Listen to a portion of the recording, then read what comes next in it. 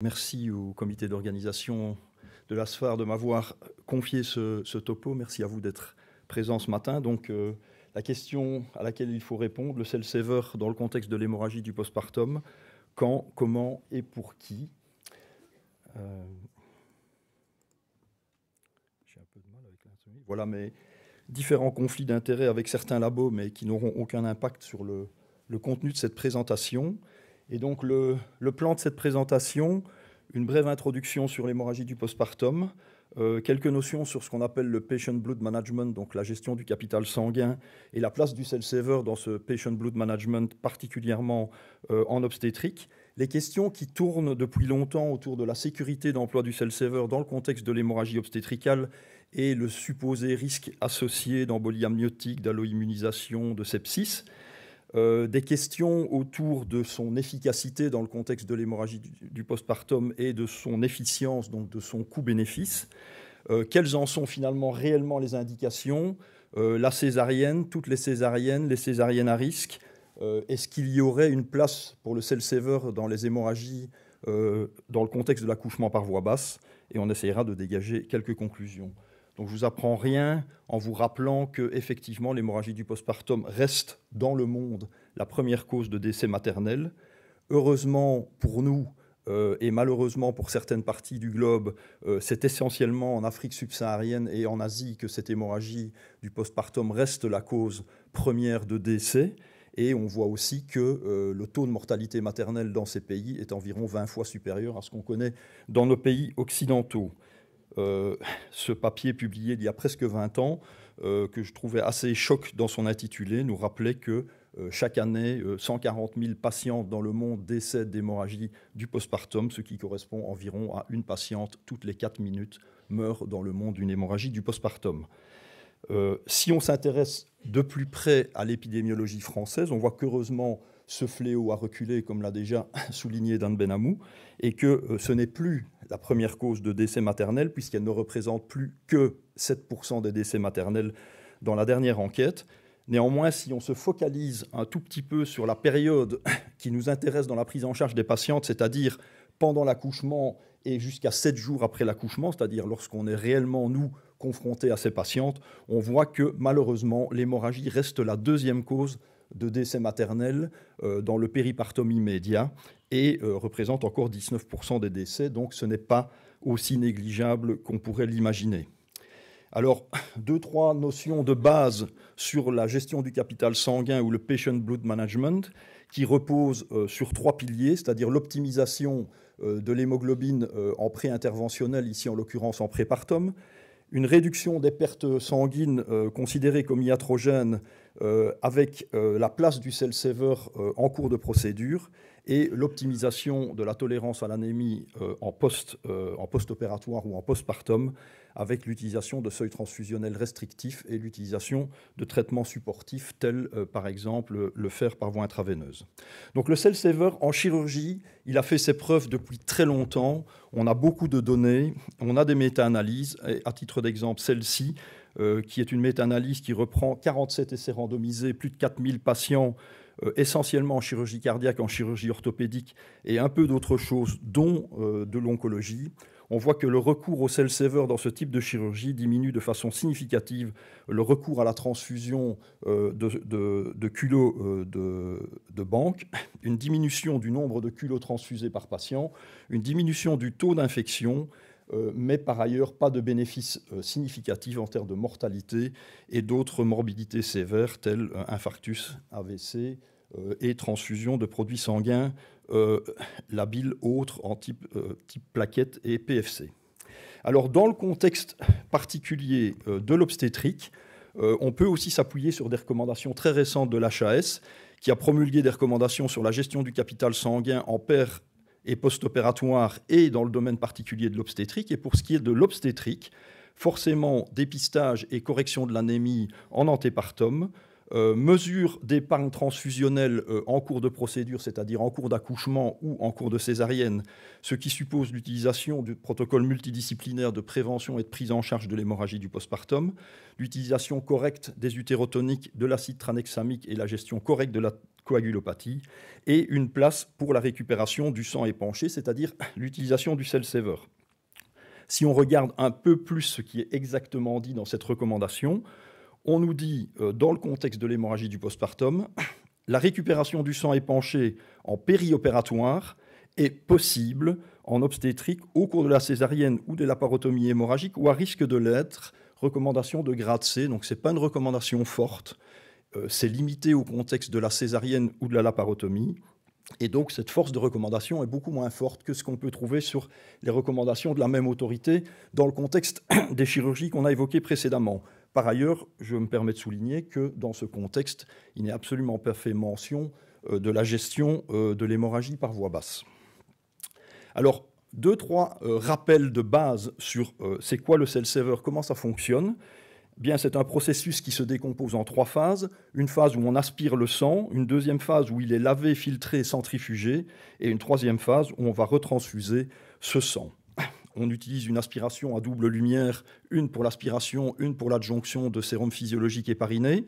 Ce sang est collecté dans un réservoir, il est centrifugé. On récupère les globules rouges lavés, filtrés, et on a éliminé tout ce qui est hémoglobine, plaquettes, plasma, globules blancs et héparine. Ces globules rouges sont remis en suspension pour obtenir une poche à un hématocrite qui varie entre 50 et 80%. Il est recommandé de retransfuser ce sang en déant les 6 heures, même si certains papiers ont proposé d'étendre ce délai jusqu'à 18 heures.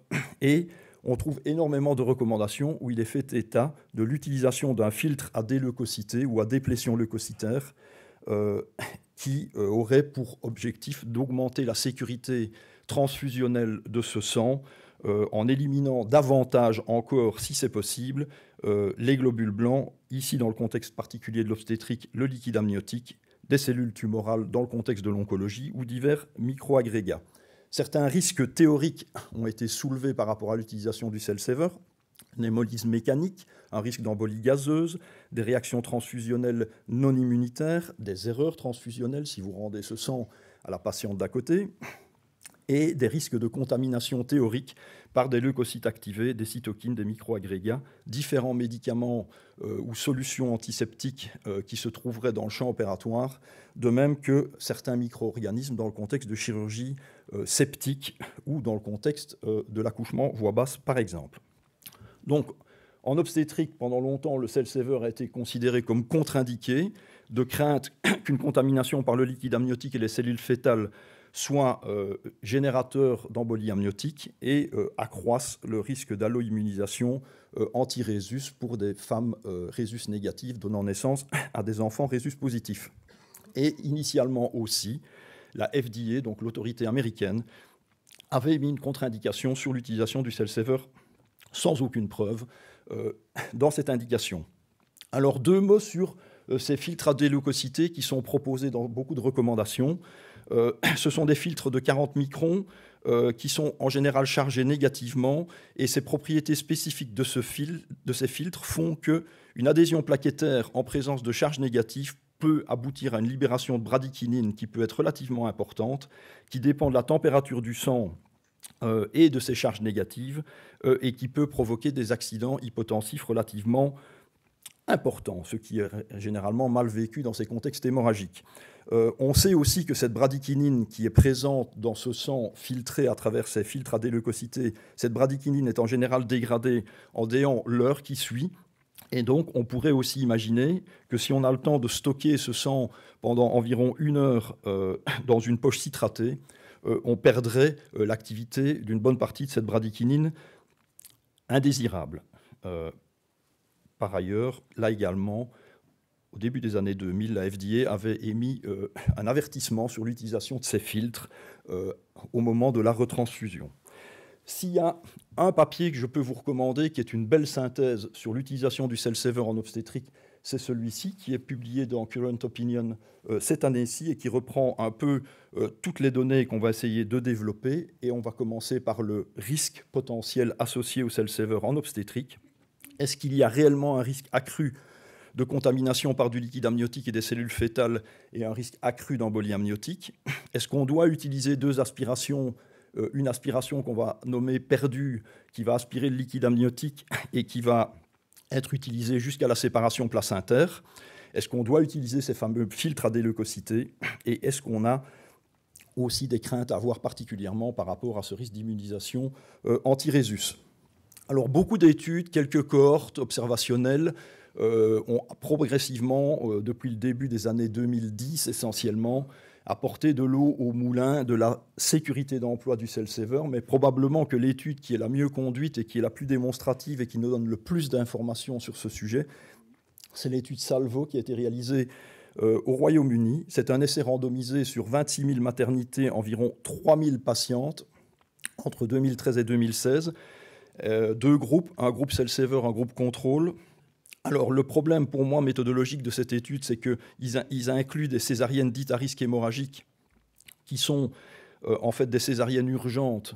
Toutes les césariennes urgentes ne sont pas dues au risque pour 55% de la cohorte. Toutes les césariennes électives qui ne sont pas des césariennes de convenance ou des césariennes pour siège sont aussi considérées comme à risque.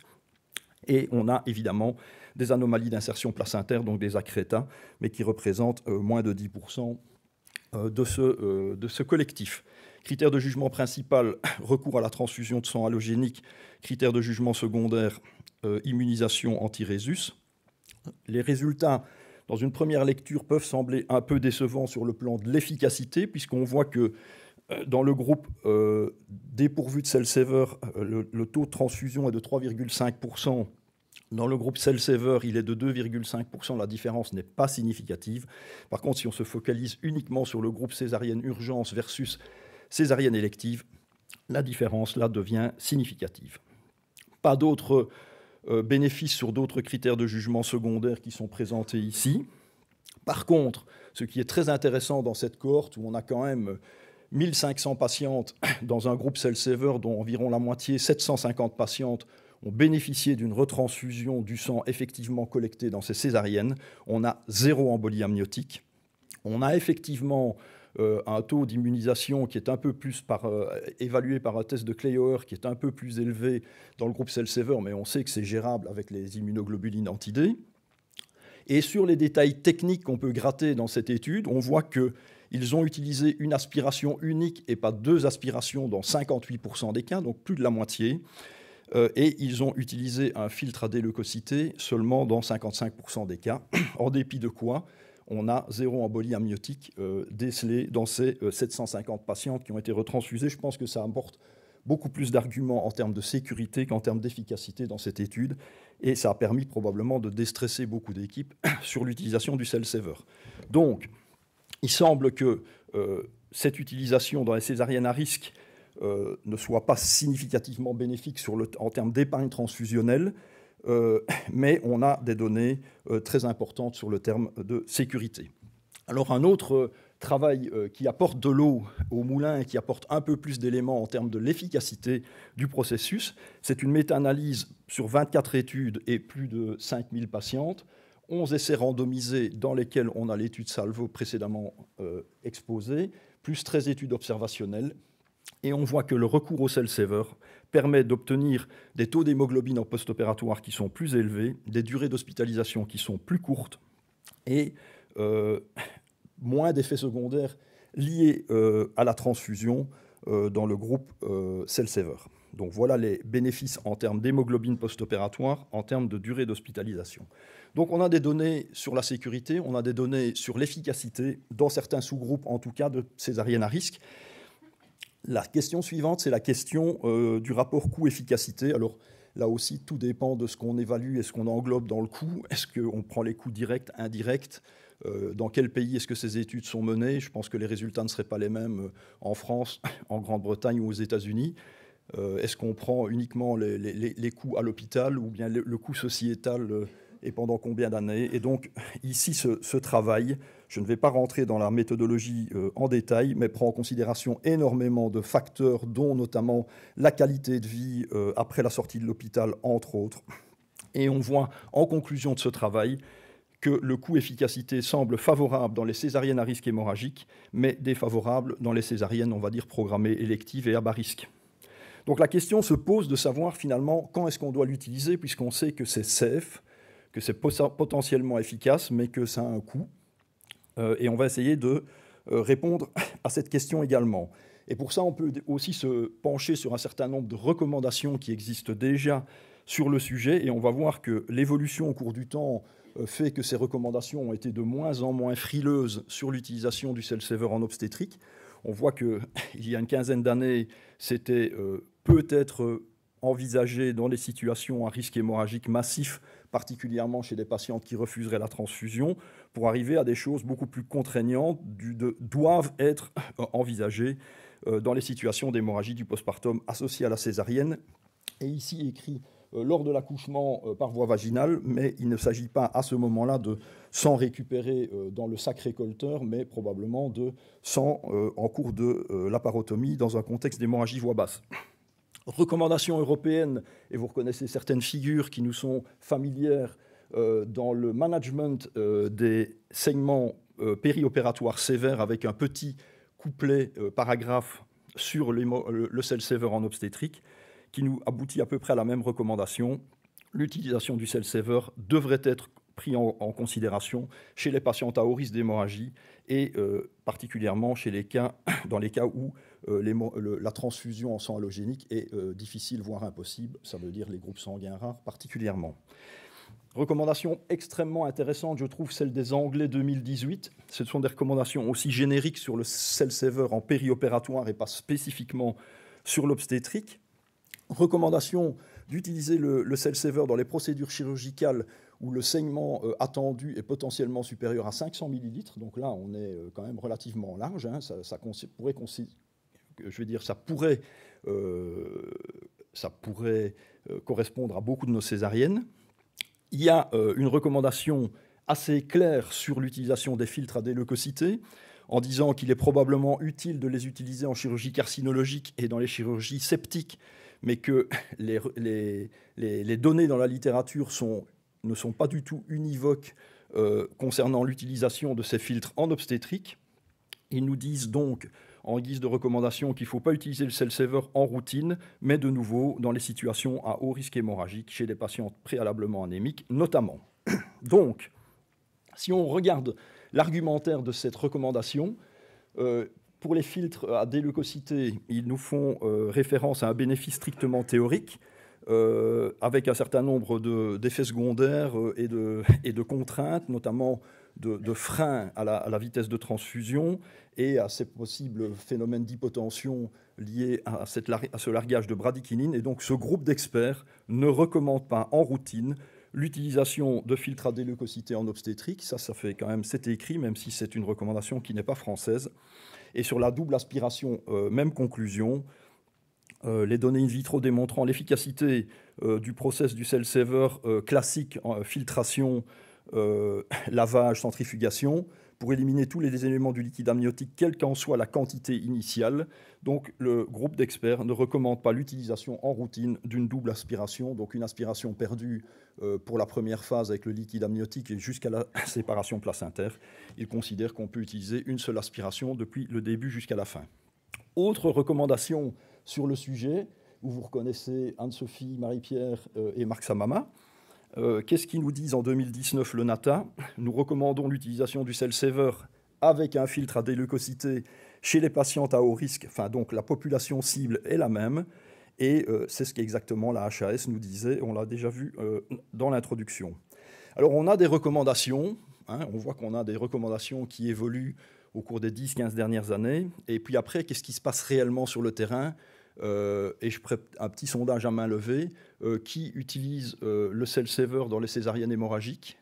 À main levée. Ça fait une minorité, substantielle, mais une minorité. Et puis la question suivante, comme ça, qui a déjà utilisé un cell saver au cours d'une hémorragie par voie basse? 1, 2, ok. Donc on peut continuer. Très beau travail publié très récemment dans le British par ce groupe allemand. Donc il revoit toutes les naissances qui ont eu lieu en intra-hospitalier en Allemagne sur une période de 10 ans. Ça représente plus de 6 millions de naissances. Il collecte une population d'environ 300 000 patientes, ce qui représente environ 5% de patientes qui ont souffert d'une hémorragie du péripartum. On retrouve dans cette cohorte 238 patientes qui ont bénéficié de l'utilisation du Cell Saver, ce qui représente 7 pour 10 000 hémorragies du postpartum. Et si on se cible uniquement sur le contexte césarienne plus hémorragie du postpartum, on arrive à une utilisation du Cell Saver de 3 pour 1000. Donc entre les recommandations et les pratiques sur le terrain, on voit qu'il y a de la place pour une implémentation beaucoup plus importante du Cell Saver qui est sous-utilisé. Et il y a une opportunité d'améliorer les prises en charge des hémorragies du postpartum si on déploie plus de Cell Saver, particulièrement dans le contexte des césariennes hémorragiques. Alors il y a évidemment un certain nombre de freins et d'obstacles, la taille de la maternité, le volume d'activité, le type d'activité, et évidemment des problèmes liés au coût, l'achat, la maintenance du matériel, la formation, le maintien des compétences d'un personnel dédié, etc. Dernière question, est-ce que le Cell Saver a une place dans l'accouchement par voie basse ? Alors les premiers à se poser la question, en tout cas le premier papier que j'ai trouvé sur le sujet date de 2015, est-ce que finalement ce sang qu'on va aller aspirer dans le cône, dans le sac récolteur en cours d'hémorragie par voie basse, est-ce que d'un point de vue strictement théorique, in vitro, il serait envisageable de l'utiliser pour le retransfuser? Donc c'est une analyse ex vivo. Hein.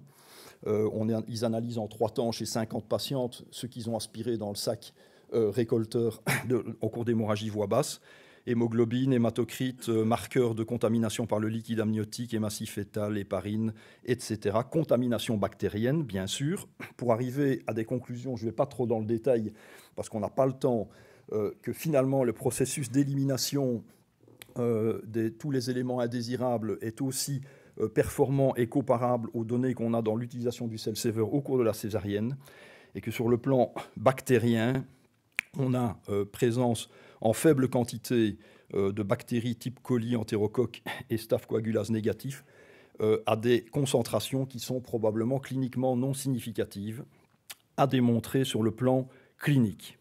Alors, ce n'est pas la première, c'est la deuxième cohorte, c'est essentiellement le groupe de Pittsburgh qui a publié sur le sujet.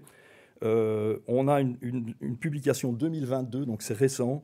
C'est une étude de cas rétrospective. 64 patientes qui sont retransfusées de sang qui a été collecté lors d'une hémorragie du postpartum voie basse, avec des saignements de plus de 2 litres, un volume retransfusé médian qui est de 380 ml.